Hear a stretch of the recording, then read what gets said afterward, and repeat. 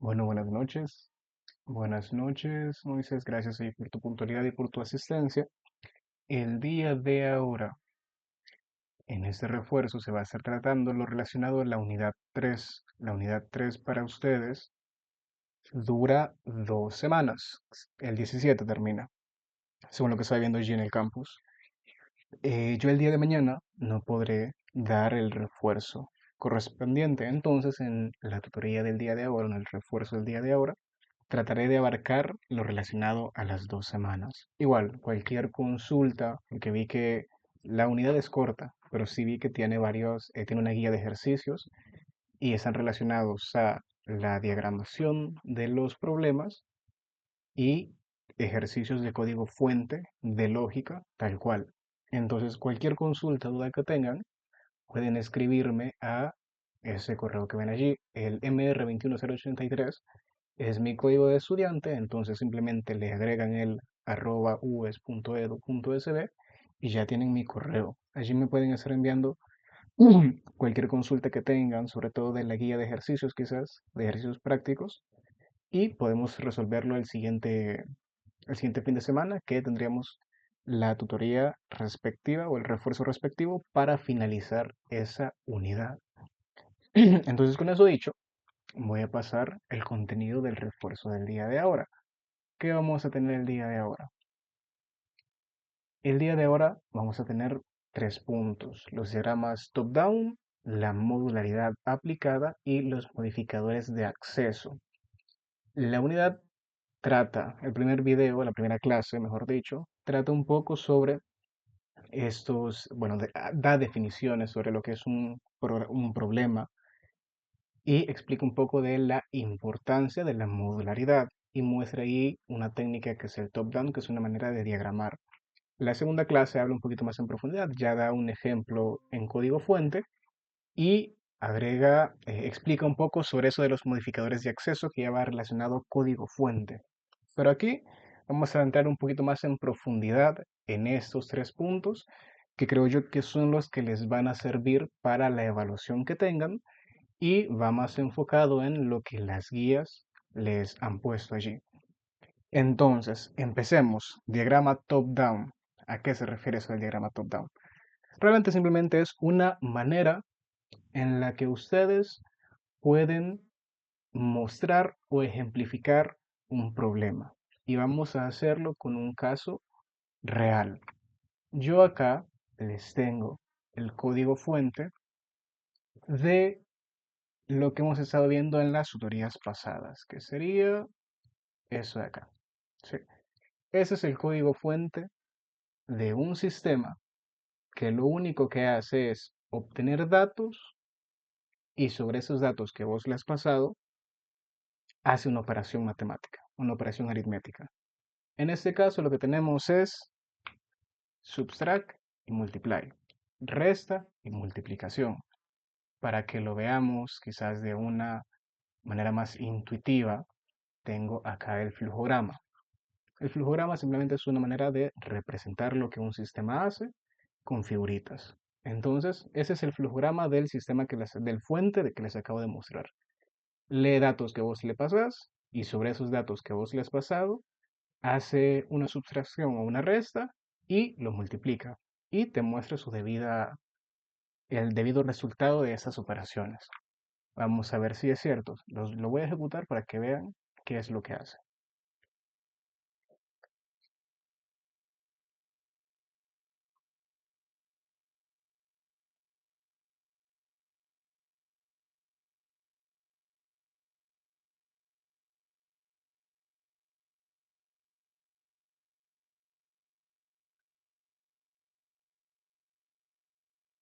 Listo, acá abajo.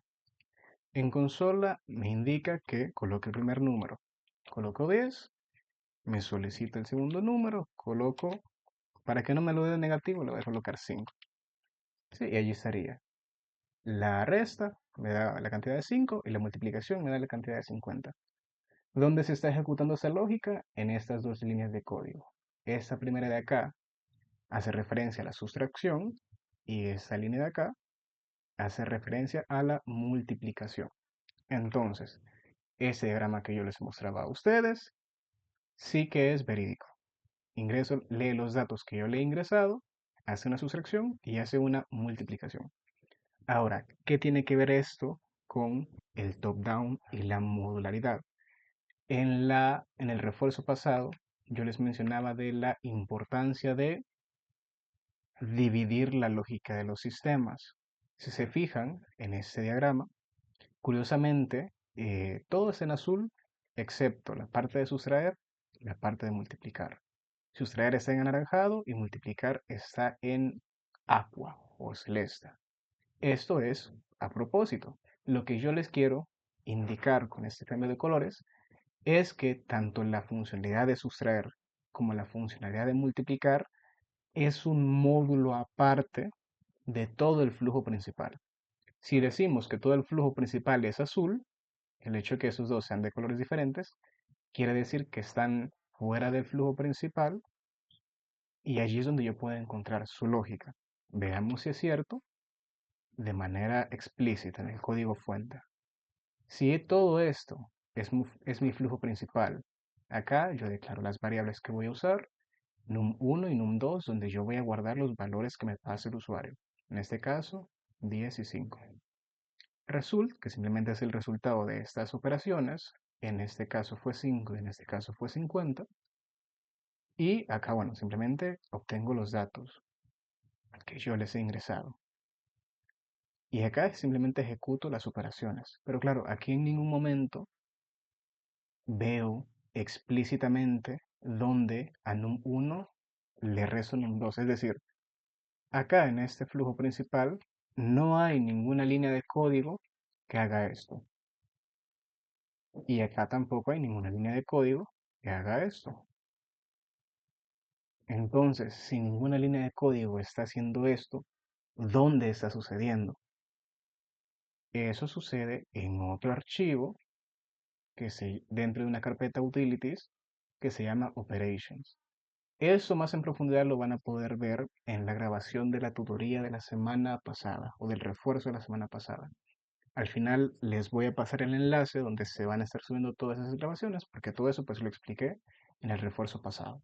En ese momento solo lo estoy como tratando por encima, pero en esa grabación van a ver que se profundizó más a detalle por qué se creó esta carpeta, cómo nació este archivo operations, etcétera.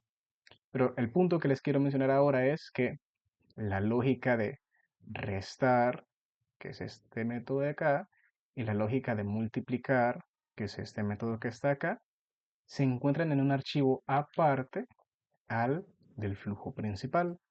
Por eso es que acá en este flujo en ningún momento vemos esto.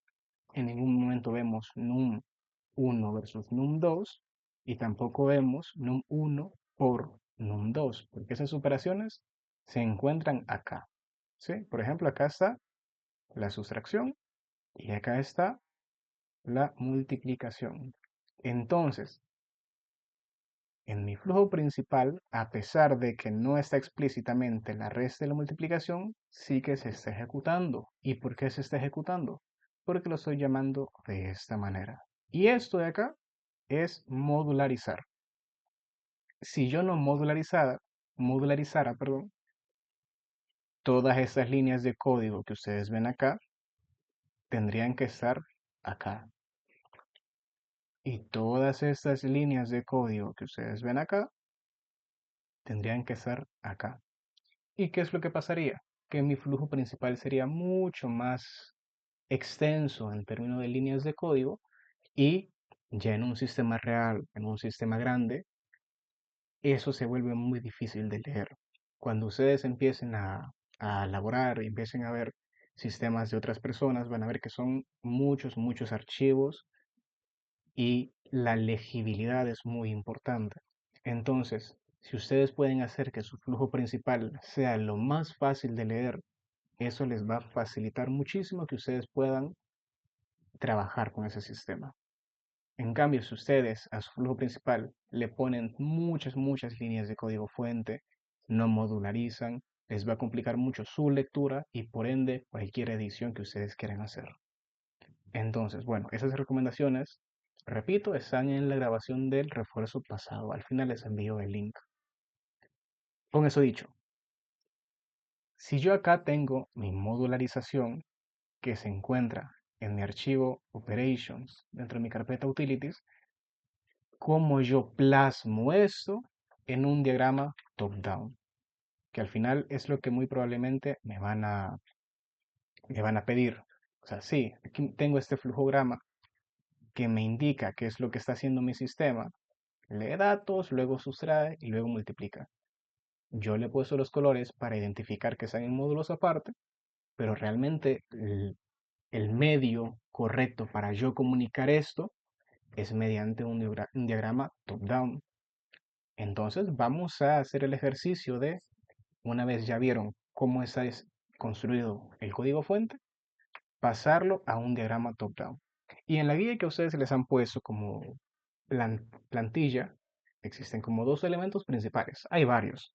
En esta plantilla ustedes les han puesto la parte del diagrama top-down, la parte de la caja negra, la sección donde ustedes deben de, en un cuadrito, describir las variables de entrada, las variables de salida, las variables de proceso, porque al final a ustedes les van a evaluar todo el proceso solucionador de un problema. Que si el análisis, que si revisar las restricciones, que si el planteamiento de la solución, etcétera. Lo más importante que ustedes necesitan para que todo lo demás esté correcto son estos, principalmente el diagrama top-down y la caja negra. Si ustedes entienden esto, todo lo demás es mucho más sencillo y les va a probablemente calificar como bien. Pero eso es lo más importante que deben de saber. Si ustedes entienden el plano general del problema que a ustedes les han dado, ya pueden ir montando la solución para los detalles más pequeños. Entonces, si yo tengo este flujo de acá, ¿cómo lo plasmo a un diagrama top-down? A mí me dicen, el bloque de arriba me indica cuál es el módulo principal, qué es lo que tu sistema está haciendo. Entonces, para mí, en términos de código fuente, mi módulo principal, perdón, es ese de acá.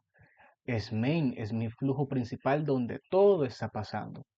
Acá yo estoy solicitando los números en cuestión con los que voy a operar y estoy aplicando las debidas operaciones. Entonces realmente mi módulo principal sería donde mis datos están entrando. Entonces yo como módulo principal voy a colocar entrada de datos. ¿Sí? Allí es donde todo está sucediendo. A partir de la entrada de datos, yo llamo al módulo de operaciones. ¿Cómo que al módulo de operaciones? Sí, fijémonos. Aquí es mi flujo principal. Aquí llamo, solicito mis datos. Y aquí llamo a operations. Y llamo a dos funcionalidades de operations. Llamo la funcionalidad de sustraer y llamo la funcionalidad de multiplicar. Entonces, técnicamente, hasta el momento, yo en mi sistema tengo esto. Tengo el módulo principal, que es la entrada de datos, y tengo mi módulo secundario, que es el módulo de operaciones. ¿Y cómo luce mi módulo de operaciones? Ah, bueno, mi módulo de operaciones se ve tal que así. Acá es el nombre, operations en inglés, y tiene dos funcionalidades, la funcionalidad de sustraer y la funcionalidad de multiplicar. En ese momento tal vez no se enfoquen tanto en cómo se ve el código fuente, sino en lo que realmente representa. Operations representa un módulo que me permite sustraer y me permite multiplicar. ¿Sí? Eso es lo que hace mi módulo Operations. Y en términos de un diagrama top-down, se vería así. Módulo principal de entrada de datos, un módulo secundario de operaciones. Chivo. Entonces, aquí tengo mi top-down. Como mi top-down lo paso a caja negra. Recordando, diagrama de caja negra simplemente me va a decir qué elementos de entrada yo obtengo para aplicarles un proceso que no sé cuál es, no lo voy a definir, no me interesa en ese momento, y luego de que ese proceso que desconozco se ejecuta sobre las variables, sobre los elementos de entrada, me otorga una o n salidas. Entonces, como yo muestro esto aquí en mi diagrama de caja negra. Vaya, enfocémonos en esto. Yo como entradas voy a tener el qué? Mis números. Si yo no paso los números, no puedo operar. Para yo hacer una resta necesito mínimo dos valores. Para yo hacer una multiplicación necesito mínimo dos valores. Y son esas variables que están acá, num1 y num2. Entonces, ¿cuáles son mis entradas? Ah, bueno, esos dos números de allí. Entonces yo voy a colocar como entradas número 1 y número 2. Ahora, este es un ejemplo como muy simple, muy abstracto. En el ejemplo que ustedes les pongan, probablemente, perdón, en el ejercicio que ustedes les pongan para el primer evaluado, probablemente sea mucho más explícito. Entonces, el nombre de las entradas que ustedes seleccionen es muy importante. Debe de ser lo más explícito posible según el ejercicio en cuestión. Entonces, para que sigamos esa norma, voy a colocar justo el mismo nombre que yo he usado en mi sistema. num1 y num2 son mis entradas. Recordemos esta de acá, num1 y num2. Entonces, yo tengo que con esos dos valores voy a estar operando, voy a estar ejecutando un proceso. Claro, nosotros ya sabemos que ese proceso en realidad se trata de restar, sustraer y se trata de multiplicar. Nosotros lo sabemos, pero ese diagrama, por su naturaleza, me está diciendo no me deje esos detalles, simplemente decime los detalles de las entradas y las salidas. No, no te digo entonces qué es lo que hago en el proceso, simplemente lo he dejado plasmado como este bloque y te digo cuáles son mis salidas. En este caso, cuáles son mis salidas. Mi salida en el código fuente está plasmado como result, como la variable result. Veamos si es cierto. Si yo me voy a la funcionalidad de sustraer, veo que aquí está mi variable result. Por defecto tiene el valor de 0. Es decir, si yo no he ejecutado ninguna operación, pues mi resultado es 0, porque no he ejecutado nada. Ah, pero si yo ejecuto a menos b, que es la manera en la que yo he nombrado num1 y num2. En este caso, num1 es igual a A y num2 es igual a B. ¿Sí? Hace referencia al mismo valor, simplemente que acá lo he nombrado diferente. Entonces, si para mí resulta en realidad es igual a num1 menos num2. Esta variable result es mi salida. En el caso de la sustracción, veamos en el caso de la multiplicación. Ah, veo que aquí también existe result. De igual manera tiene un valor de 0. Y acá, similar a con la resta, lo que hago es usar a num1 y a num2 y el resultado de esa operación la guardo en result. Entonces yo me he dado cuenta que para ambas funcionalidades, tanto de resta como de multiplicación, mi salida es el resultado de esa operación, que a nivel de programación, a nivel de variable, lo he nombrado como result.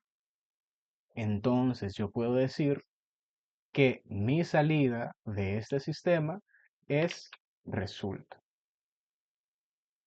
que nosotros sabemos que realmente significa que de las entradas de dos números, yo estoy obteniendo el resultado de la operación ejecutada en el proceso.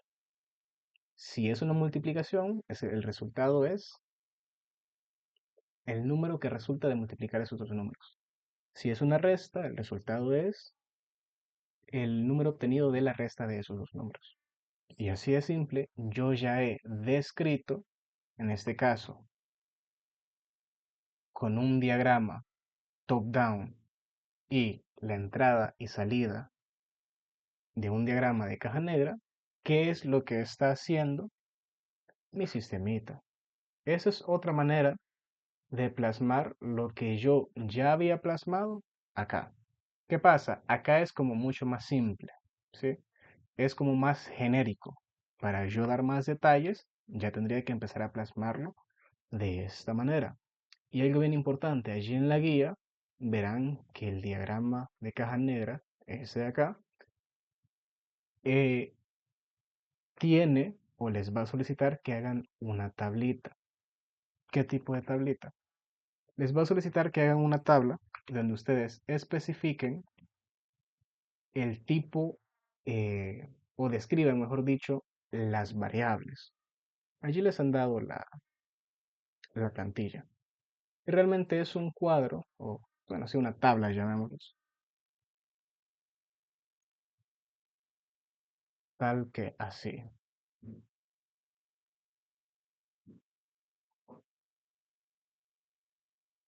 Bueno, eso tal vez es un poco más complejo de lo que necesito. Así que acá se los voy a colocar.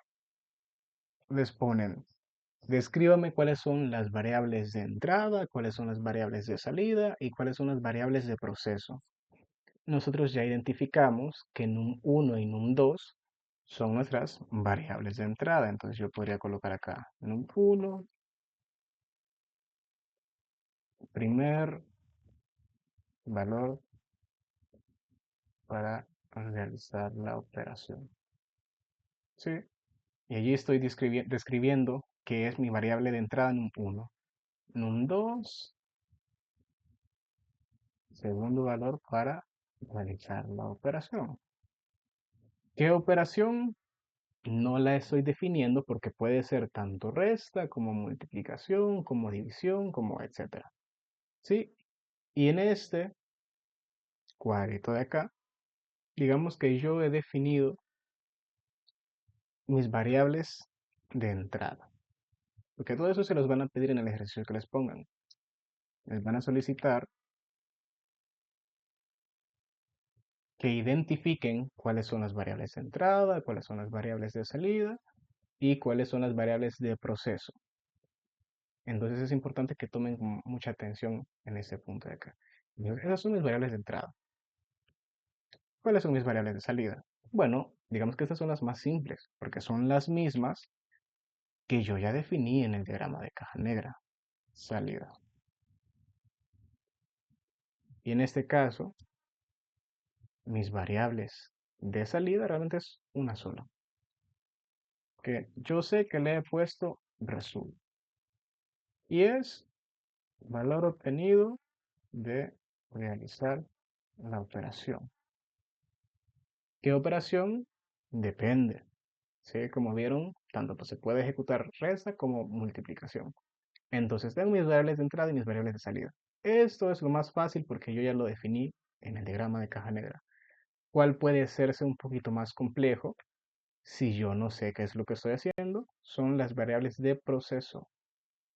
¿Sí?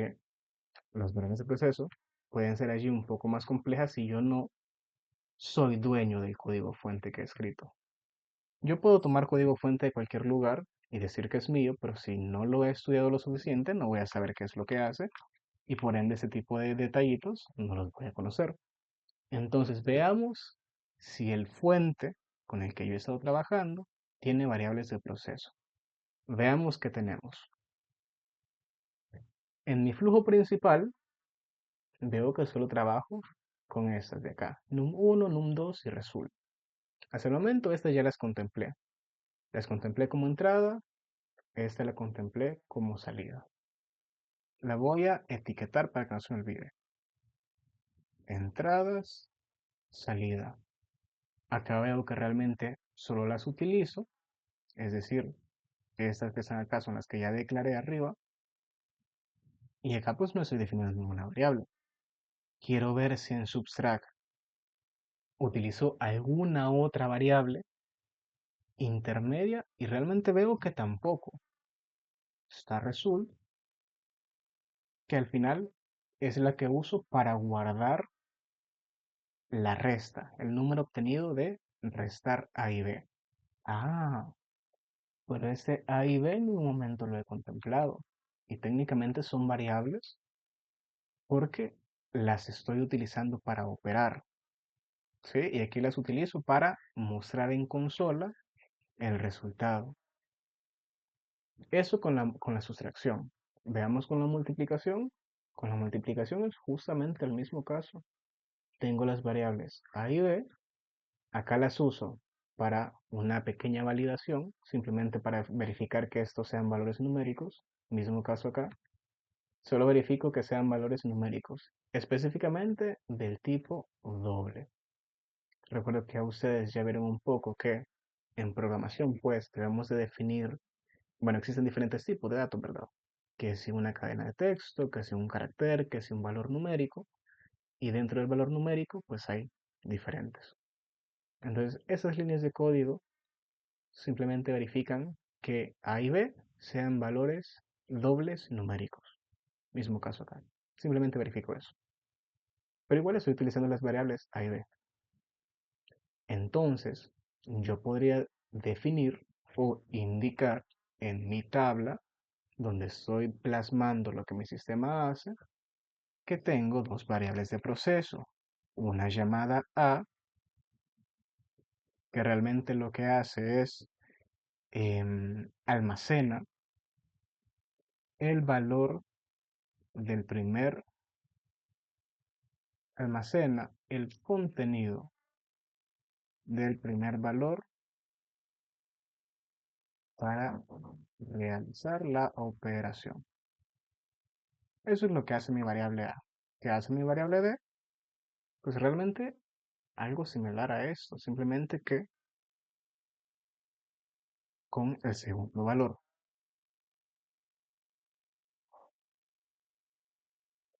Y con eso yo puedo decir que tengo mi tablita que describe las variables de las tres estaciones o de las tres partes de mi sistema.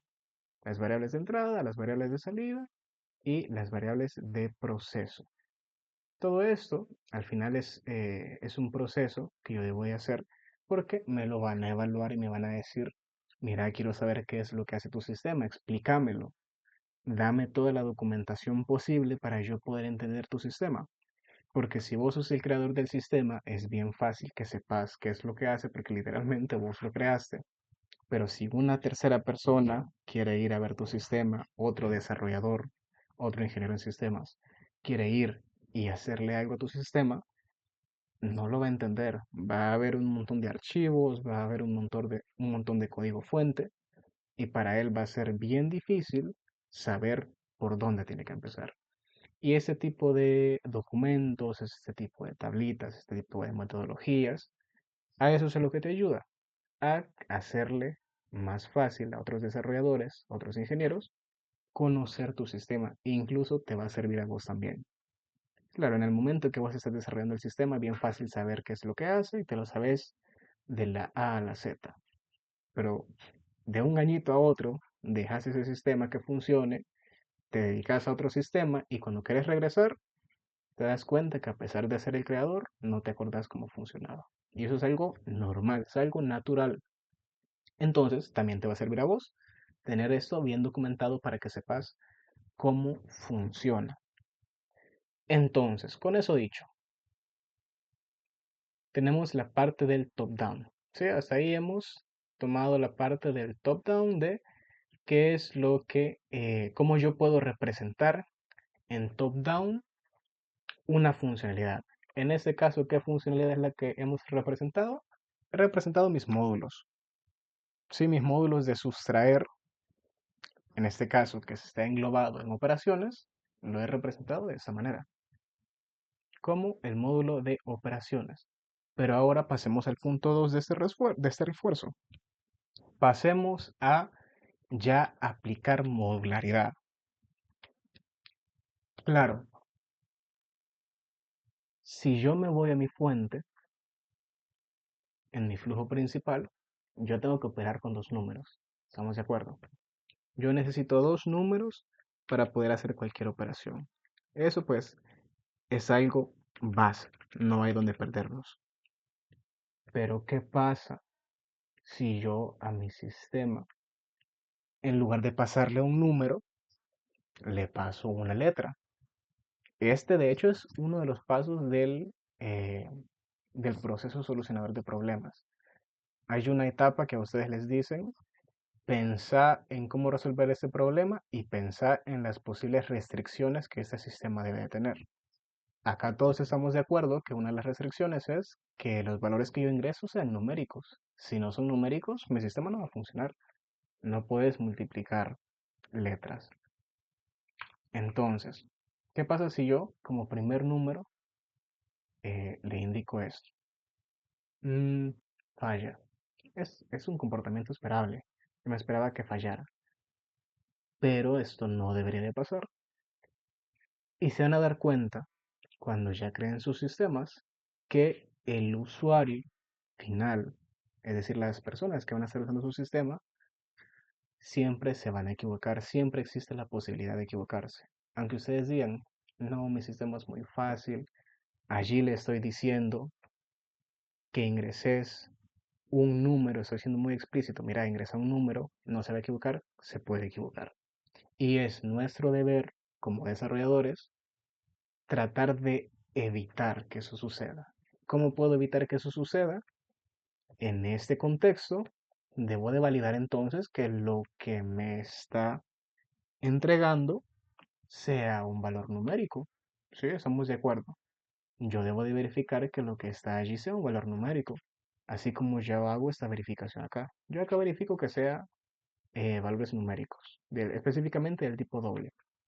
Entonces técnicamente yo acá también debería de hacer esa verificación. Es mi deber. Porque acá lo que estoy haciendo es directamente esa instrucción de acá. ¿Qué hace? Simplemente leo lo que el usuario ha ingresado. Puede ser letras, puede ser números, puede ser lo que sea. Yo simplemente leo lo que él ha ingresado.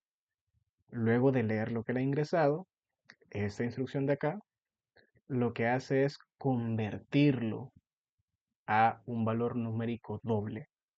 Cuando me refiero a doble, me refiero a que es un número del tipo doble. Entonces es en esa instrucción donde falla. Veámoslo para que quizás sea un poco más explícito a qué me estoy refiriendo con que ese es el apartado donde falla. Si yo acá voy a tomar esto de acá, voy a hacer un pequeño flujograma para explicar esa parte de acá. Sí. Entonces, ¿qué es la primera parte que yo tengo? Yo leo, leo el número uno, ¿sí? O la entrada uno, porque a ese punto no es un número, solo es una entrada. Leo la entrada uno. ¿Dónde está esa lectura? Esa lectura se ve reflejada acá. Esta es la lectura. Entonces lo voy a cortar de acá. Sí, esto acá es lo que yo leo.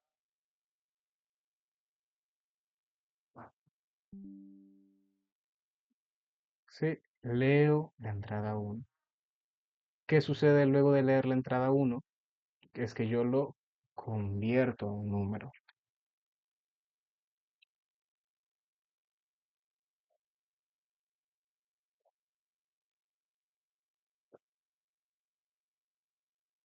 ¿Dónde sucede ese proceso de conversión a número? Sucede en esa instrucción de acá.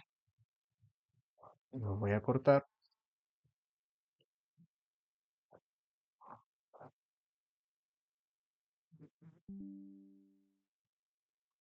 Y acá es donde yo convierto a valor numérico. Técnicamente, acá no debería de haber error siempre y cuando el valor que viaja acá sea un número. Si lo que está viajando allí es un número, la conversión se va a ejecutar de manera exitosa. Si lo que yo envío por acá es una letra, allí es donde la conversión no va a ser posible porque el sistema no va a saber cómo hacer esa conversión. Entonces es allí donde a mí me está fallando actualmente la lógica que tengo. Es una buena oportunidad para yo aplicar modularidad y agregar un nuevo módulo que se trate de validaciones. Entonces, si yo me vengo a mi diagrama top-down que tengo acá, voy a hacer una adición. Y es que ahora yo voy a agregar un nuevo módulo que se va a tratar de validaciones. Entonces, mi entrada de datos ya no va a tener solo el módulo de operaciones, ahora va a tener el módulo de operaciones. ¿Y esto cómo se ve reflejado en código? Vaya, vamos a la parte más interesante, a la parte de hacerlo código fuente. Yo actualmente estoy en el archivo que se llama program, ¿sí? Este que pueden ver acá. Yo estoy acá, en program. Mi módulo de operaciones está en el archivo operations. Entonces lo correcto es que mi módulo de validaciones se encuentre en un archivo que se llama validations. ¿Por qué en inglés? Porque la mayoría de código fuente que ustedes van a ver en su vida va a ser en inglés. Así que les recomiendo desde ya que todo lo que hagan lo vayan haciendo en inglés. Entonces, ya tengo mi archivo validations y acá en ese archivo, similar a como le hice con mi archivo operations, voy a colocar todo el código fuente, todas las funcionalidades que me sirvan para validar. Entonces,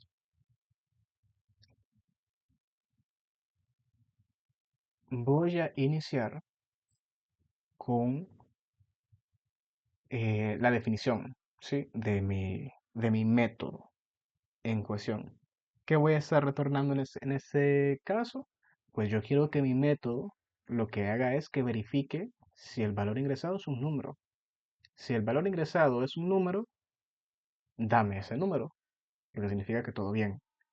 Si el valor ingresado es una letra, quiere decir que no es un número.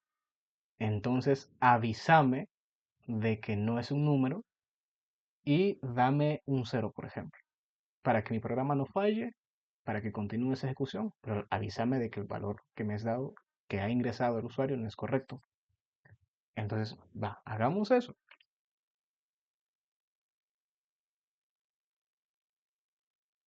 Sí, entonces, mi método se va a llamar validateNum y va a recibir justamente el número en cuestión.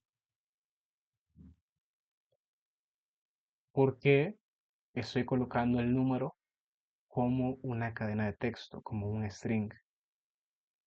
Algo importante que ustedes deben de saber es que en el paso de lectura, acá, en este primer paso de leer entrada 1, él lo está leyendo como un string. Realmente pasa a ser del tipo doble y a ser número, pues hasta ese paso de acá. Entonces, para este punto, él todavía es un string. ¿Qué es lo que yo voy a hacer con este nuevo módulo que estoy añadiendo?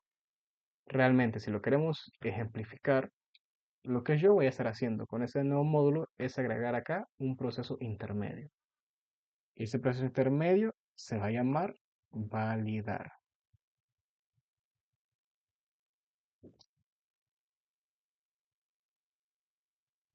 Eso es lo que yo voy a estar haciendo. Voy a tener una entrada, va a pasar por el proceso de validación y si es válido, va a pasar el proceso de conversión.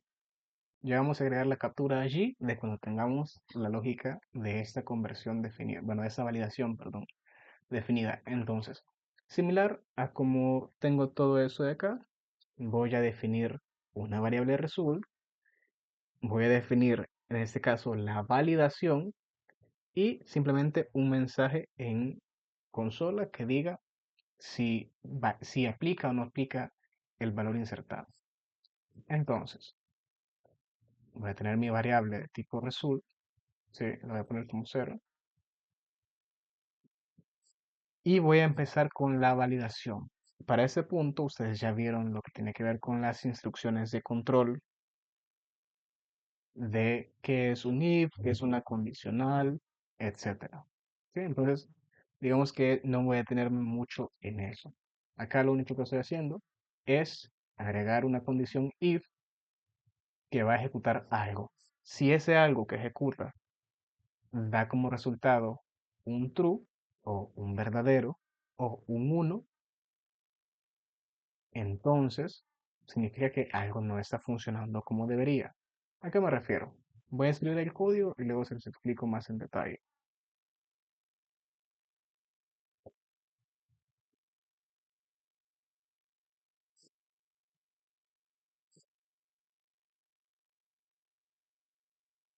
Vaya, listo.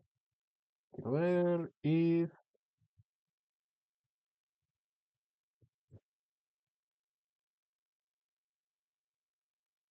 ahí estaría. Eso es un mal escrito. Y aquí me está dando un error, claro. Aquí no sería in, aquí sería logo. Vaya, ¿qué tengo aquí entonces? Paso número uno, mi definición de variables. ¿Sí? En este caso se trata de una declaración más inicialización de variable. ¿Qué es una declaración? Una declaración de variable es esto. Yo estoy declarando que existe una variable resulta. Cuando yo tengo una instrucción de ese tipo, digo, eso, he declarado la variable resulta. ¿Qué es la inicialización? Es cuando yo a esa variable le asigno un valor. Entonces acá estoy declarando e inicializando una variable. En este caso mi variable resulta. ¿Cuál es la segunda parte de este método? Es la validación. Tal cual, ¿sí? Yo tengo mi tipo de dato doble. Voy a tratar de verificar si es un número o no. En este caso, él ya puede identificar si el carácter o la entrada que yo le he ingresado es un valor numérico o no. Eso ya es algo que el sistema puede hacer. Entonces, si yo al tratar de hacer esa conversión noto que no es un valor numérico, me va a imprimir en pantalla. Por favor, ingrese un valor numérico. Y a cambio me va a retornar el valor de cero. ¿Para qué me va a retornar el valor de cero?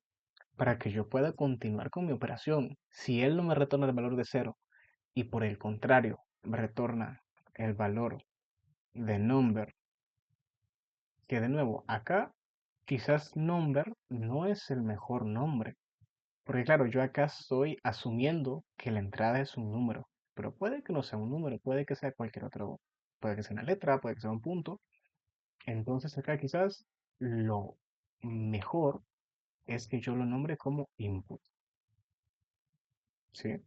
Porque realmente yo estoy recibiendo eso, la entrada que me ha dado el usuario, que puede ser un número o no puede ser un número. Eso ya no lo sé y es justamente este extracto de aquí que me lo va a decir.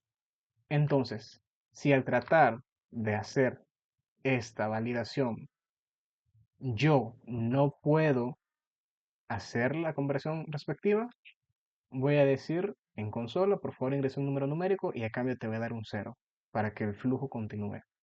Caso contrario, si el yo hacer esa instrucción de acá sí que se ejecuta de manera exitosa, yo simplemente te retorno ese valor y ya, así de simple. Entonces, hasta este momento, ¿qué es lo que tengo?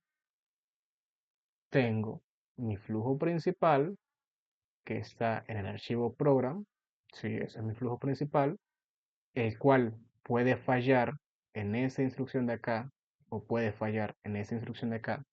Si yo le agrego un valor que no sea numérico, entonces debido a esta posible falla, yo he decidido crear un nuevo archivo que se llama validations, donde dentro de ese nuevo archivo he creado un pequeño algoritmo que lo que va a hacer es que con base a un valor de entrada, él va a verificar si ese valor de entrada puede convertirse en número y si puede convertirse en número, lo va a retornar. Ojo, lo va a retornar no convertido en número, simplemente me lo va a retornar. Pero si ese valor no puede ser convertido en número, me va a retornar un mensaje que me dice, mira, este valor no es numérico, por favor ingresa un valor numérico, y me va a dar en cambio un valor de cero, para que yo pueda trabajar con ese valor de cero. Entonces, toda esa lógica de aquí, sí, toda esa lógica de aquí, realmente es la parte de la validación en el flujo que yo les estaba mostrando acá.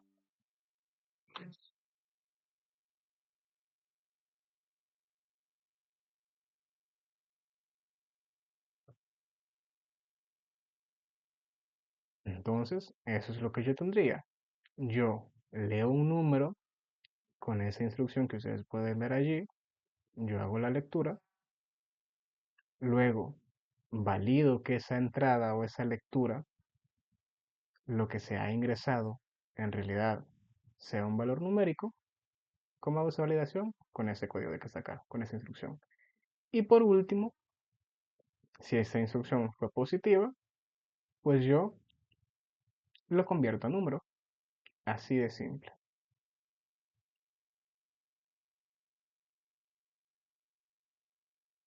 Y así yo puedo suplir ese margen de error que tengo al no haber hecho la validación en el flujo principal. Y así es como yo a mi entrada de datos le he sumado un nuevo módulo que se llama validaciones. Pero claro, hasta el momento yo solo lo he creado, no lo estoy usando. ¿Cómo lo uso entonces? Me voy al flujo principal en Program y aquí, antes de ejecutar estas operaciones, yo voy a llamar a mi módulo, que si lo pensamos, es lo que yo tengo plasmado en mi diagrama. Yo tengo plasmado en mi diagrama que antes de ejecutar convert.toDouble, yo voy a llamar a todo ese pedazo de código. Pero claro, si yo llamo a todo ese pedazo de código, si yo todo ese pedazo de código lo ingreso acá, va a ser un montón de líneas que voy a tener acá. Hagamos el ejercicio. Digamos que yo no modularicé, no creé el módulo operations y yo simplemente vengo y voy a meter todo ese código acá. Sí, yo solo lo copio, lo pego acá y eso es lo que voy a hacer. Nada de un módulo extra de operaciones y eso. Directamente lo voy a copiar.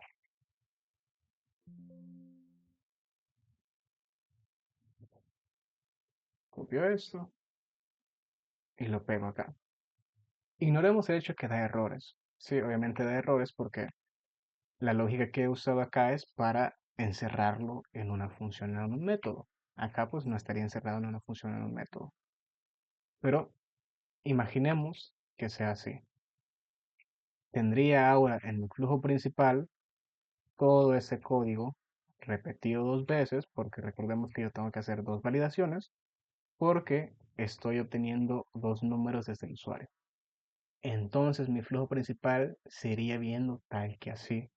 Ya empieza a ser un poco más difícil de leer. Ya estoy teniendo más líneas y no, no encima estoy teniendo más líneas. El problema no es que haya más líneas. El problema es que realmente está haciendo código repetitivo. Esos dos bloques de código realmente están haciendo lo mismo.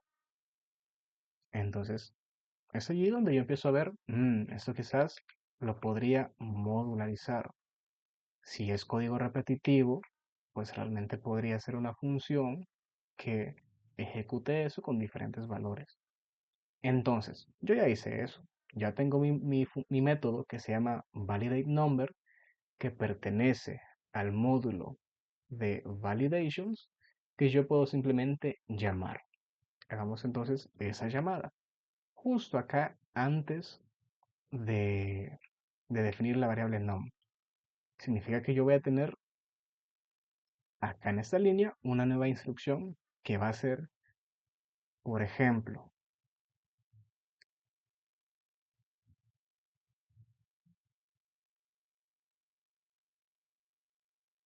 num1 va a ser igual a validations.validateNumber y aquí qué es lo que voy a poner, el console.readline.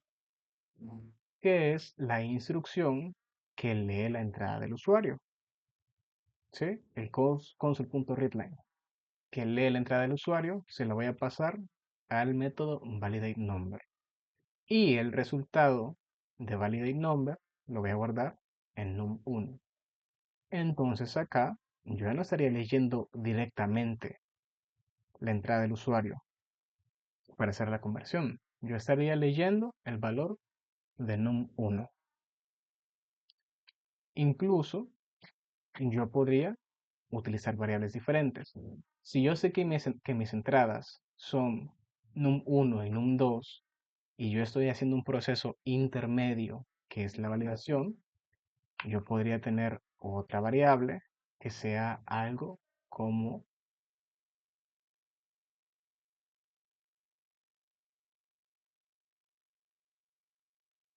sí, número validado. Entonces, en realidad, yo acá tengo número validado.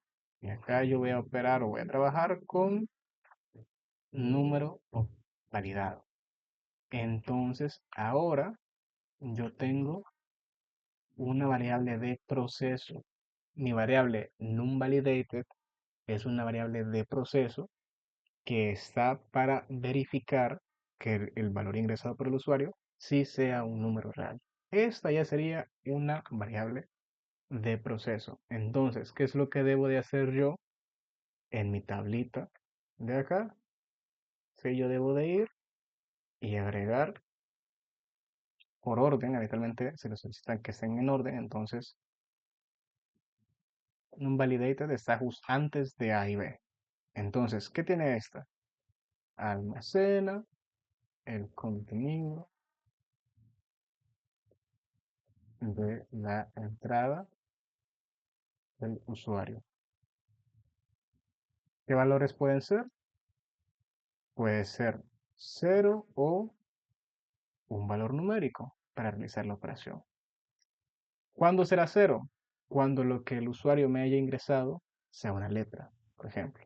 ¿Cuándo será un valor numérico? Cuando lo que el usuario me haya ingresado sí sea un valor numérico que yo puedo transformar en un valor doble. Entonces acá, ¿qué es lo que tengo? Para ir punto a punto. Acá tengo, ¿sí? La impresión del mensaje. Allí imprimo el mensaje. Acá tengo la validación de la entrada. Acá yo valido que la entrada que me ha dado el usuario sea válida. Y acá yo tengo la conversión de la entrada. Si ya pasó por esa línea, ya puede pasar por esa línea. Si yo ya validé, ya puedo hacer la conversión. Antes, al no existir esa línea, yo estaba haciendo una conversión sin haber validado. Y es allí donde me da el error. Entonces, técnicamente ahora yo no me debería dar error. Esta misma línea de acá, voy a copiarla acá.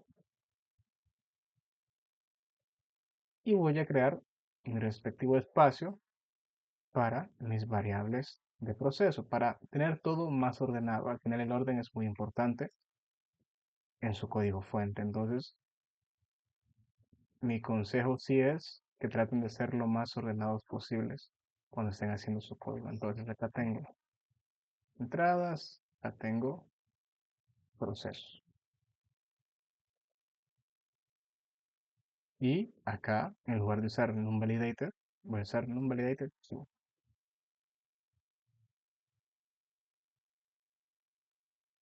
Y aquí para la operación voy a sustituirlo por numValidated true. Listo. Entonces, ¿qué es lo que he hecho ahora? Ahora, mi sistema tiene un módulo extra que es de validaciones. Y si yo quisiera representar esto, además, aquí en mi diagrama,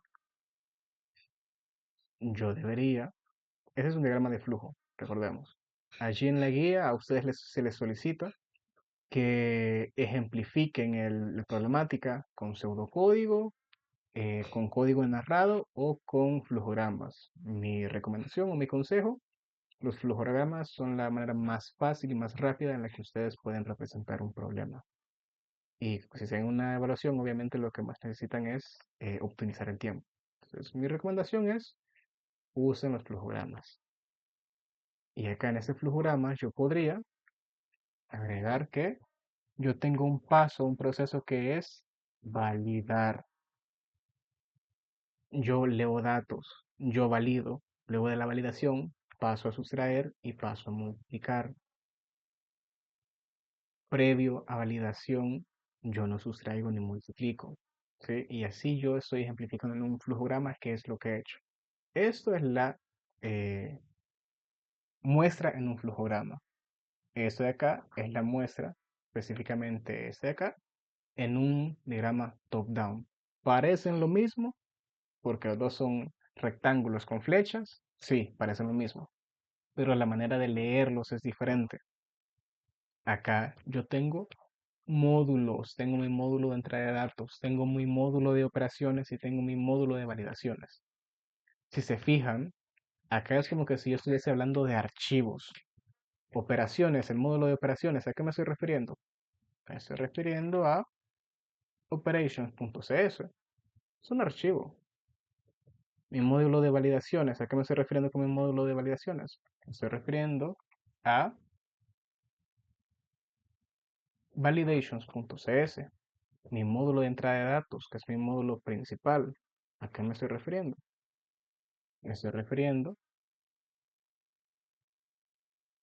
a programa.cs.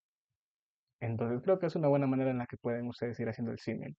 Módulo top-down se refiere como que si yo estuviese hablando de los archivos donde yo tengo distribuida mi lógica. Entrada de datos, que es mi program, mi módulo de operaciones, que es operations CS, y mi módulo de validaciones, que es validation CS. Yo sé, porque soy el desarrollador del puente, que dentro del módulo de operations yo tengo la funcionalidad de sustraer y la funcionalidad de multiplicar. Pero eso lo sé yo porque sí, yo soy el que lo desarrolló. Pero a nivel de top-down, si se fijan, a mí no me piden que yo dé esos detalles. ¿Por qué? Porque el módulo, el diagrama top-down solo me pide como las generalidades, cuáles son los módulos, cómo está distribuido tu código. Si yo ahora le enseño a un nuevo desarrollador esto, él va a poder entender que mi programa trabaja con dos módulos aparte, con un módulo de operaciones y con un módulo de validaciones. Que si él quiere añadir más validaciones, tiene que ir a trabajar con el archivo de validaciones. Que si él quiere añadir más operaciones, como por ejemplo sumar, pues tiene que ir a el módulo de operaciones y agregar allí una funcionalidad que se llame sumar. Ahora, todo esto ha sido como de manera conceptual, con diagramas y todo.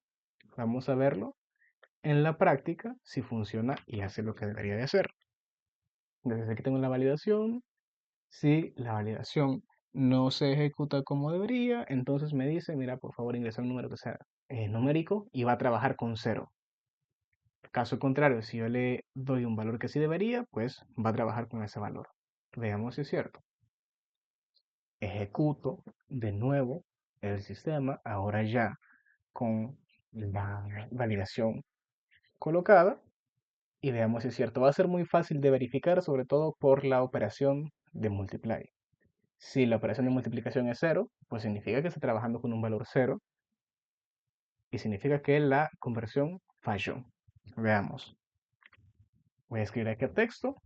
Allí me dice, por favor ingrese un valor numérico. ¿Qué significa esto? Significa que identificó que el valor número 1 es una cadena de texto, es algo que no puede ser transformado en numérico y me mandó el mensaje. ¿Por qué continúa su ejecución y me pide el segundo número? Porque ahora num1 tiene el valor de cero, que esa fue la lógica que yo le puse.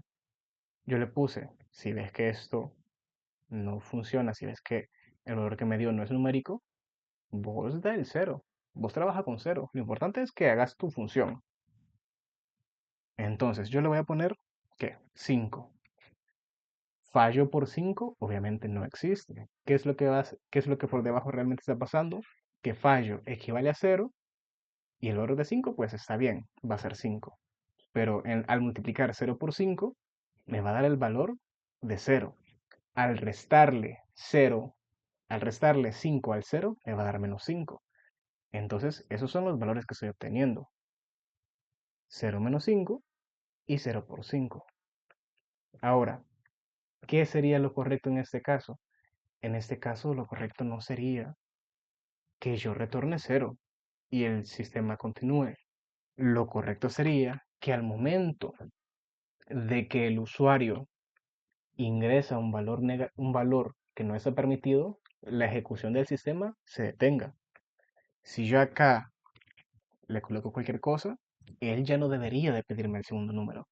Él debería decirme, no, si ingresaste un valor que no es numérico, hasta allí llega mi ejecución, ya no puedo continuar. Yo ahorita le coloqué 0 simplemente para continuar con el flujo. Pero realmente allí debería detenerse y decir, mira, ya no puedo continuar, tenés que darme un valor que sea numérico. Entonces, eso se los dejo allí como observación, que lo correcto es que hagan eso. Entonces, con eso dicho, y si tienen alguna duda, pues pueden levantar la mano o interrumpirme, no hay problema. Pero si no, pues pasaríamos ya a la parte final, que es la de modificadores de acceso. Eso lo hablan así un poco en, en, en la clase en cuestión. Yo igual se los voy a explicar acá. ¿Y qué es el modificador de acceso? A ver, su nombre es bastante descriptivo, pero ambiguo a la vez. Un modificador de acceso lo único que me dice es si yo puedo acceder o no a algo. Y justamente por eso es que se llama modificador de acceso. Modifica el acceso a cierto objeto. En este caso, tenemos a bien que tenemos nuestro módulo de operations. Dentro del módulo de operations, que fíjense, es público. Aquí dice, ve, mi módulo operations es público. Mi método de subtract es público. Mi método de multiplicar es público. Entonces, yo sé que tanto el método de multiplicar como el método de sustraer y en sí el método o el módulo de operaciones son públicos. ¿Qué quiere decir que son públicos? Que yo puedo acceder desde el program. Si mi módulo no es público, program no lo puede usar. Así de simple. Véanlo el símil con las redes sociales. Digamos que ustedes están en Instagram y quieren ver la cuenta de una persona, no sé, de un compañero de la U. Se saben su username, lo buscan, pero al entrar a su perfil no pueden ver sus fotos. ¿Por qué no pueden ver sus fotos? Porque no es público, es privado. Mismo caso acá. Yo soy program y quiero ver o quiero usar, bueno, si quiero ver a operations. Si es público, lo puedo ver. Si es privado, no lo puedo ver. Mismo caso con validations. Si yo me voy a validations, yo veo que es público. ¿Sí? Público. Es decir, que yo lo puedo ver desde el programa. Si no es público, yo no lo puedo ver. Igual que una cuenta de Instagram o de cualquier otra red social. Veamos si es cierto. Vaya. Voy a decir que validate number no va a ser público y validations no va a ser público. El hecho de que no exista la palabra significa que por defecto él lo está tomando como privado. Yo podría definirlo explícitamente así. ¿Sí? Yo puedo hacer esto. Defino explícitamente que mi módulo es privado. Pero habitualmente lo que se hace es simplemente dejarlo así. Y esto ya me está indicando que es privado. ¿Qué va a generar el hecho de que mi módulo validation sea privado? Me va a generar un error. ¿Por qué me está generando un error? Porque estoy tratando de acceder a algo que es privado y yo no tengo el permiso para verlo. Si ustedes leen ese mensaje de acá, es justamente eso. no puedes acceder al método privado que se llama validate numbers here. Es decir, no puedes acceder aquí a este método porque es privado. ¿Sí? ¿Qué significa que un método sea privado? Que yo, fuera de su contexto, no lo puedo ver. ¿Y cuál es mi contexto aquí? Mi contexto es mi archivo, archivo validations.cs es mi contexto. Entonces, fuera de ese archivo, yo no lo puedo usar. Por eso es que el error dice al final, here, aquí. Porque en el contexto en el que estoy, que es el archivo program.cs, no lo puedo ver porque no es el contexto correcto. El contexto correcto es validations.cs. Entonces, para yo no tener ese error, lo voy a hacer público otra vez. ¿Y por qué hago público validations y hago público validate number? Porque validate number es parte de validation. Si yo solo hago público validations, voy a seguir teniendo el error, ¿sí? A pesar de que yo ya hice que validation sea público. Pero como validate number vive dentro de validations, pues no me permite verlo. Es como, por ejemplo, de nuevo, haciendo un símil a las redes sociales. Yo no puedo, em, si mi perfil de Instagram es privado, no puedes ver mis fotos, ¿sí? De la misma manera que tampoco puedes ver mis historias. ¿Por qué? Porque son privados. Yo no puedo hacer, o sea, yo no puedo exponer mis historias, yo no puedo decir, vaya, que mis historias sean públicas si mi perfil es privado. Este sería un similar a eso. Yo no puedo hacer que validate number sea, por ejemplo, público. Supongamos que validate number es mi historia. ¿Sí? Entonces yo no puedo hacer que validate number sea público si mi clase es privada.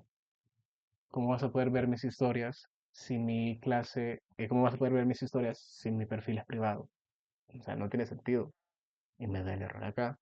No puedo acceder a validations porque es privado. Del mismo modo que no puedes ver mis fotos si mi perfil es privado. Obviamente esto en el contexto de que no te tengo agregado como amigo o seguidor. Entonces creo que ese símil es bastante útil para ver la importancia de privado público. Pero bueno, con eso dicho, dejo que validation sea público, entonces ya no tengo errores. Mismo caso para el otro módulo que sería operations, que sería ese de acá. Sí, aquí operation es público, subtract es público y multiply es público. Si yo hago este que sea privado, voy a tener un error porque voy a tratar de acceder a las historias teniendo un perfil privado, lo cual no es posible. Entonces, claro, subtract no me da error. ¿Por qué no me da error? Porque eso es público. Aquí se ve público. Pero multiply sí me da error, porque si yo me voy a su definición, está diciendo que es privado.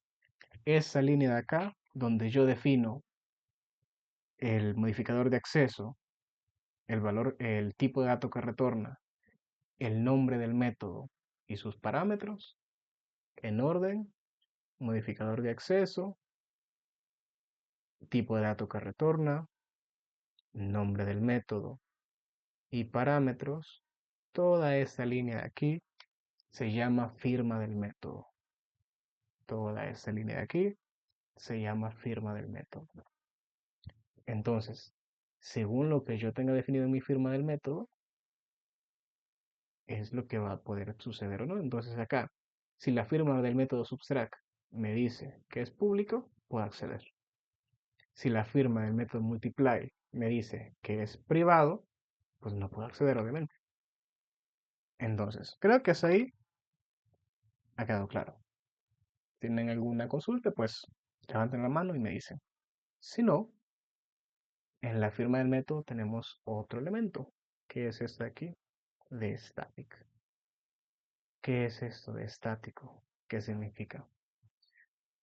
A ustedes ya les deben de, bueno, en el video, en la clase, hacen un poco mención al respecto de cómo funciona eso, de programación orientada a objetos, y qué es una clase, y qué sucede cuando yo instancio una clase, etcétera. Vaya, pero vamos al ejemplo. Si yo tengo mm, mi clase, digamos que se llama perro. Sí, tengo una clase que se llama perro. Yo puedo hacer una instancia de esta clase que se llame, por ejemplo, a mí en lo personal me gustan mucho los perritos Shiba, los Shiba Inu. Entonces, Shiba Inu es un tipo de perro, es una instancia de, de esa clase llamada perro. Entonces, yo tengo perro y tengo una instancia de ese perro que se llama Shiba. Yo puedo hacer eso, estamos de acuerdo que es algo coherente. Las clases al final lo que son es maneras de yo estructurar ciertos objetos. Y yo sé que la clase perro tiene ciertas funcionalidades o ciertos métodos que son que si ladrar, que si correr, que si morder, etcétera. Esas son como las acciones que un perro puede hacer. Y obviamente todas estas acciones las puede hacer mi Shiba. ¿Por qué? Porque está instanciándose de perro. Entonces, de la misma manera que la clase genérica de perro puede hacer esto, Shiba también lo puede hacer. Y si yo quiero tener otro perro, hacer otra instancia, puedo hacerla. Y digamos que este va a ser Chihuahua. Sí, es otro tipo de perro.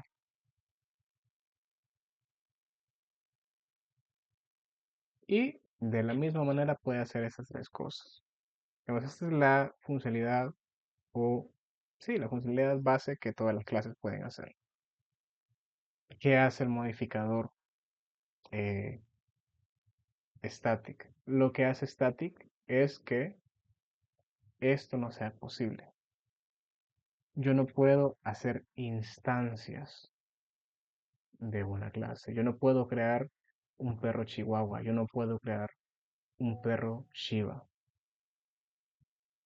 Pero ¿de qué me sirve no poder instanciar una clase si técnicamente ese es su chiste? A mí me han dicho que el chiste de tener una clase es poder reutilizar esto que está acá, ladrar, ladrar, correr y morder. O sea, el chiste de una clase es eso, que yo pueda reutilizar esto.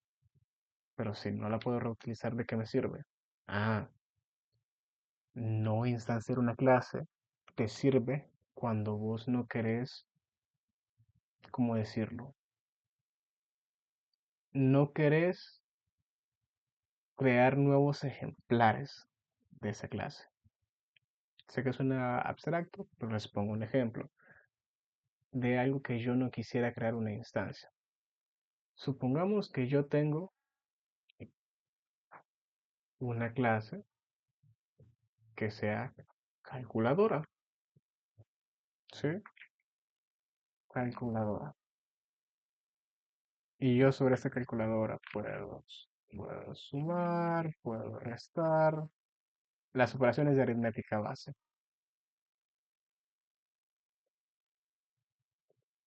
Yo podría instanciar una nueva calculadora para hacer realmente lo mismo. Yo podría, tengo acá y tengo acá. Y yo podría tener una calculadora Casio, por ejemplo. Y aquí una calculadora de marca X.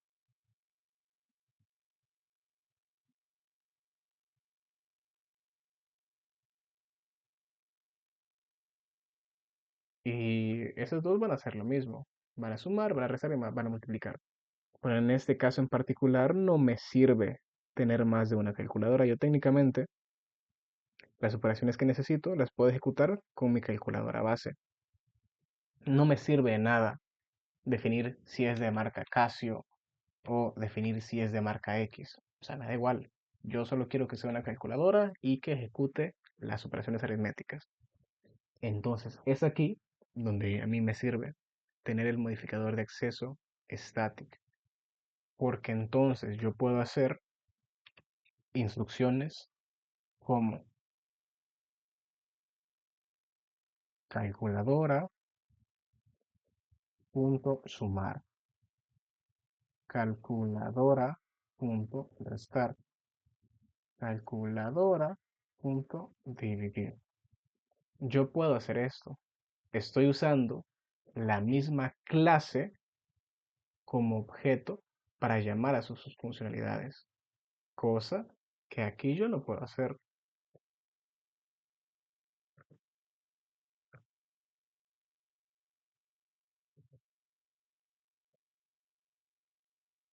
Acá, en el caso, regresando al caso del perro, yo no puedo hacer algo como perro.ladrar, perro.morder. ¿Por qué no puedo? Porque no lo he definido como static. Y si no lo he definido como static, tengo que a ley hacer una instancia. Yo esto no lo puedo hacer porque no lo he definido como static. Ahora yo podría definirlo como static y hacer esto. Sí. ¿Me serviría? Quizás no. Quizás mi sistema, si mi sistema sirve para identificar perros, pues a mí me interesa poder tener diferentes tipos de perros, como son Shiba, Chihuahua, etcétera. Entonces esto de perro.ladrar no me sirve. Aquí, ¿cómo es que yo puedo ejecutar eso? Si yo quiero ejecutar, si yo quiero ejecutar el ladrar, voy a tener que instanciar a esa clase. Acá cerré la pizarra un momento, la voy a volver a abrir y se los muestro.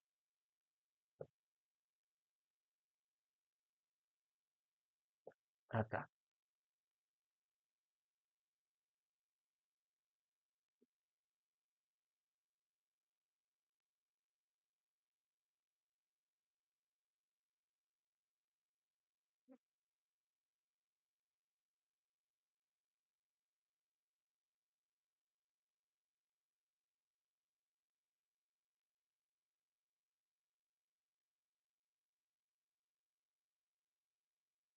Bueno, estaba. Yo para ejecutar estas funcionalidades necesito el que necesito haber instanciado mi clase perro para entonces yo poder hacer un shiva.ladrar y para yo poder hacer un chihuahua.correr. ¿Por qué tengo que pasar por este proceso de instanciación? Porque yo no he definido mi clase como estática. Si yo hubiese definido mi clase como estática, yo podría hacer todo esto directamente con perro.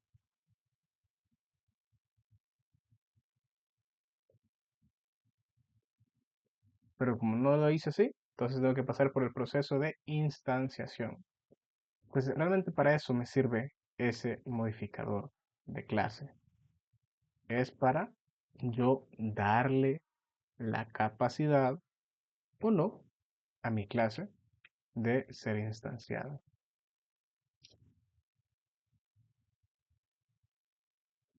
Veámoslo con el código fuente que nosotros tenemos entonces, a ver si es cierto.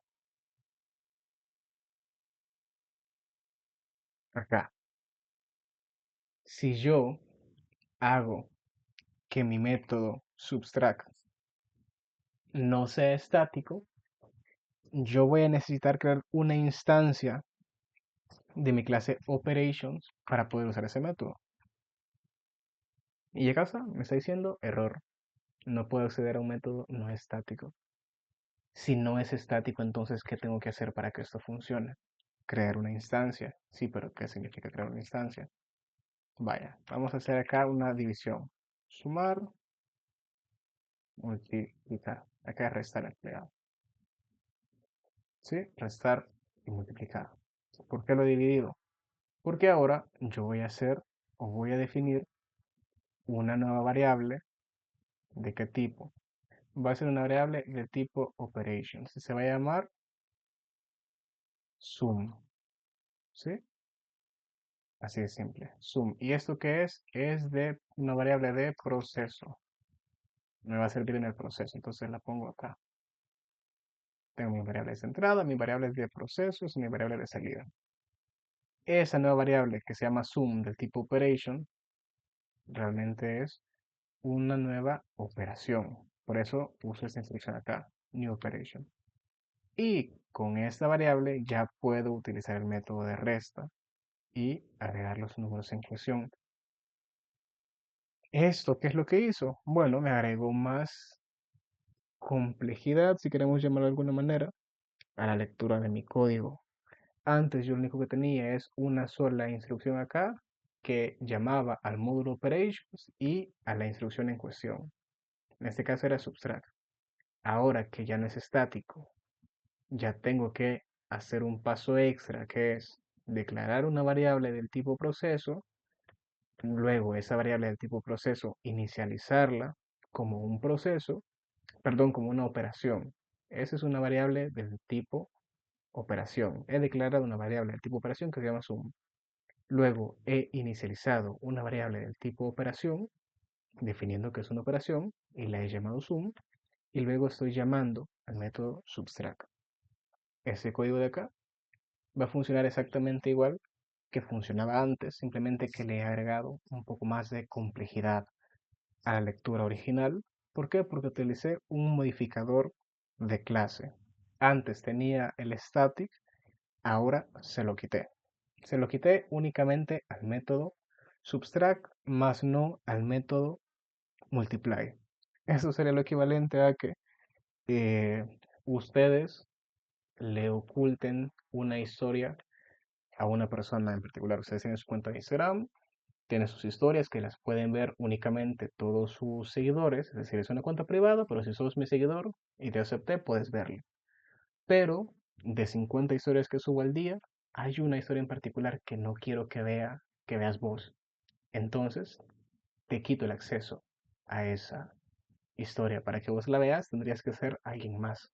No tendrías que ser vos. Entonces, ese puede ser un símil a lo que hace este modificador de clase. Entonces, si yo pongo acá 30,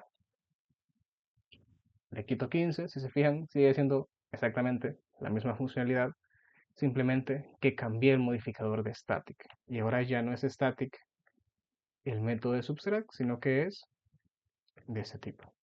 Ya no es estático. Y de esa manera es como ustedes van a ir manipulando y tocando todo lo relacionado a los modificadores de acceso, los modificadores de clase, etcétera.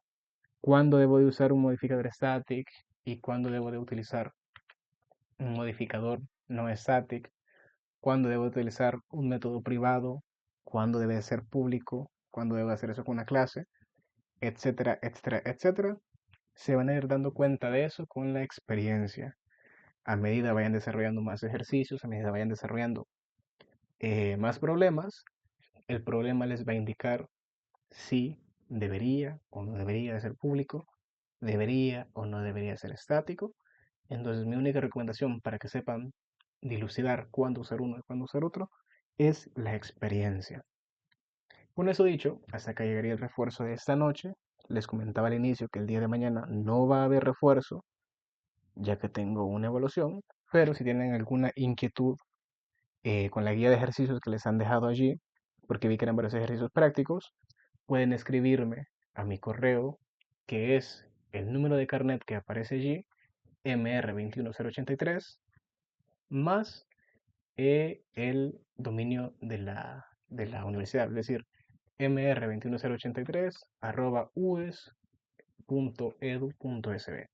Ese es mi correo y allí me pueden mandar cualquier duda que tengan respecto a esos ejercicios. Realmente lo que vimos ahora fue más enfocado a la parte de la guía de cómo van a venir los evaluados, probablemente, al menos cuando yo cursé esa materia, se trataba de eso, se trataba de un problema que ustedes deben de pasar por todos los pasos del método solucionador de problemas Y dentro de ese método solucionador de problemas, pues venían cosas como plasmarlo en un diagrama top-down, luego sobre ese diagrama top-down hacer el respectivo diagrama de caja negra, luego sobre ese diagrama de caja negra declarar las variables que se usan de entrada, de salida, de proceso, y luego que ustedes ya tienen eso, pues ustedes deben de plasmar esa funcionalidad. Obviamente deben de poner las restricciones, por ejemplo, en nuestro caso fue el número ingresado o la entrada ingresada por el usuario debe de ser algo numérico, debe ser un dígito numérico. Entonces, esa sería una restricción. Luego de ustedes definir las descripciones en el documento, les dicen, vaya, ahora plasmame eso en código fuente o en un algoritmo narrado o en un flujograma. Yo les indicaba, en mi opinión, la manera más rápida y entendible de hacerlo es con un flujograma como este que pueden ver acá y en cuestión de tiempo pues les va a ahorrar bastante tiempo. Entonces eso es lo que quería tratar en esta tutoría del día de ahora, en ese refuerzo. Si no tienen más consultas, pues lo estaríamos dejando por acá.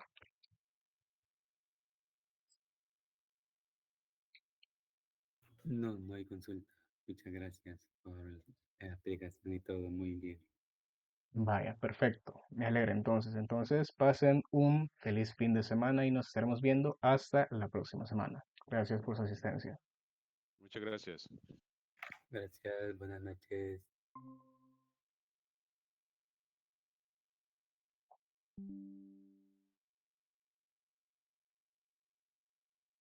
Hola Diana, simplemente ya estaba terminando el refuerzo. Entonces, aprovechando, bueno, si quieres ver la grabación de este, te voy a compartir por acá por el chat y se lo compartes a tus compañeros el enlace donde se van a estar subiendo las grabaciones.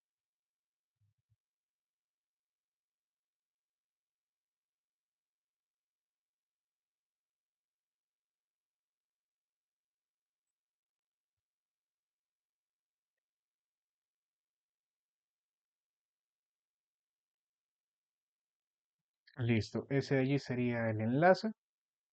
En el transcurso del día de mañana estaré subiendo, no te preocupes, allí está la grabación de esa que acaba de terminar y de las dos anteriores de la semana pasada. El día de mañana les comentaba de que no habrá, entonces eso, nos veremos hasta el siguiente sábado. Así que eso sería todo. Igual muchas gracias por tu asistencia. Cualquier duda me puedes escribir allí por correo.